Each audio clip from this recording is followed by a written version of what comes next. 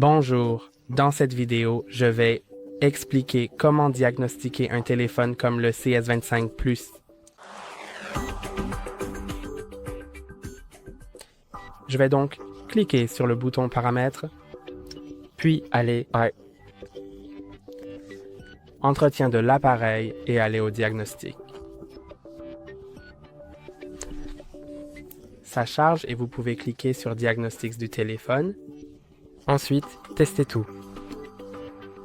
Je vais redémarrer le test et maintenant, cela va vérifier l'état de la batterie, le NFC, la carte SIM. Plus tard, cela me demandera de faire quelques étapes afin de réellement fournir le nécessaire pour compléter les informations nécessaires. Essaye. Donc, par exemple, je dois cacher, comme couvrir certains capteurs peut-être, ou comme la caméra ou autre chose. Parfois, il peut également vous demander des autorisations pour certaines choses, alors accordez-les si vous voulez, par exemple, que votre caméra soit testée. Maintenant, il me demande de sortir. Je vais rester à l'intérieur, il vaut mieux sortir pour vérifier la précision de la localisation. Puis le Wi-Fi, le Bluetooth, puis la reconnaissance de proximité. Donc, vous devez par exemple couvrir le haut de votre téléphone sans le toucher.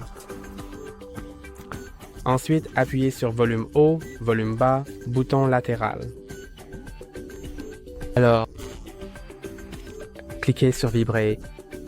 Il commencera à vibrer. Vous pouvez tenir votre téléphone pour vérifier s'il vibre. Je vais sélectionner oui, oui. Puis vibrer et oui, maintenant il vibre à nouveau correctement. Donc je vais cliquer sur oui, puis sur le speaker d'appel. Donc je vais jouer. Je mets ensuite mon téléphone à l'oreille. Oui, ça sonne bien, donc c'est bon. Je vais cliquer sur oui, puis sur le haut-parleur média, je vais cliquer sur place. Jouer. Oui, ça sonne bien aussi, donc ça fonctionne. Puis, le microphone, je vais l'enregistrer. 1, 2, 1, 2, 3, 4, 1, 2, 1, 2. Je vais le jouer. Ça sonne un peu distordu, mais je vais sélectionner oui parce que c'est juste comme... Ça devrait fonctionner comme ça, je suppose. Ensuite, enregistrer et je vais utiliser le deuxième microphone. Donc, je vais parler au-dessus de mon téléphone. 1, 2, 1, 2, 1, 1, 1. Et maintenant, testons-le. Oui, ça sonne aussi assez bien, je suppose. Peut-être. Ensuite, si vous avez configuré l'empreinte digitale, vous pouvez simplement mettre votre doigt sur le capteur d'empreinte digitale. Ensuite, si vous avez la reconnaissance faciale, je vais la démarrer. D'accord, ça marche. Maintenant, je dois toucher tous les carrés qui sont à l'écran pour m'assurer que mon numériseur, qui est ce capteur tactile, fonctionne réellement partout.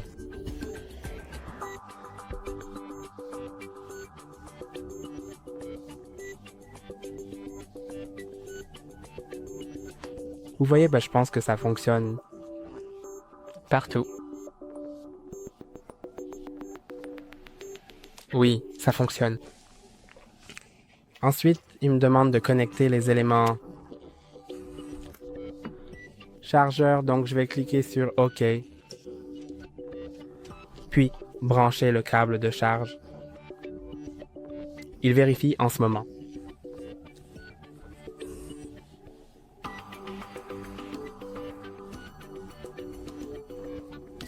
Ensuite, la charge sans fil. Donc, j'ai effectivement un chargeur sans fil. Donc, je vais faire ça et je le mets sur un chargeur sans fil maintenant. D'accord. Je pense qu'il l'a testé, mais je ne sais pas si le temps est écoulé. Donc, maintenant, je vais passer les écouteurs filaires parce que je n'en ai pas. Puis l'appareil USB, je n'en ai pas pour le moment. Près de moi. Le voici. Ensuite, la précision de la localisation, vous pouvez la retester.